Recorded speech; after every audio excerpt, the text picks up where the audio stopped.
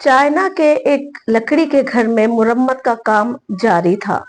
जब अंदरूनी दीवार को तोड़ा गया तो लोगों को जो चीज नजर आई उन सबको वो साकित कर गई। एक गेको छुपकली नुमा जानवर जो उस दीवार में फंसा हुआ था, एक जंग आलूद कील उसकी पूंछ में लगी हुई थी और वो दीवार में गड़ी हुई थी। लोगों को हैरत इस बात की नहीं थी कि उस वो गूकल फंसा हुआ है।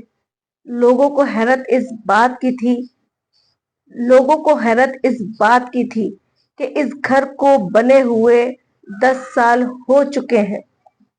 आया ये छिपकली कैसे जिंदा रह सकती है? इन 10 सालों में सब हैरान और परेशान आपस में गुफ्तगू कर रहे थे कि इतने में क्या देखते हैं कि दूसरी छिपकली जिसके मुंह में एक कीड़ा था वो रेंगता हुआ आया और वो कीड़ा जो फंसी हुई छिपकली थी उसके मुंह के करीब रख दिया। उस कीड़े को फंसी हुई छिपकली ने फौरी तौर पर खा लिया तो वहां पे मौजूद तमाम लोग जान गए कि इसको जिंदा रखने वाला कौन है। जिस छिपकली ने 10 साल तक बाहर की रोशनी ना देखी तो वो हैरान और परेशान थे कि ये कैसे जिंदा रह सकती है। लेकिन जब वो छिपकली आई और उसने उसको कीड़ा खिलाया तो सब बातें सामने आ गई कि इसको जिंदा रखने वाला यही एक छिपकली है।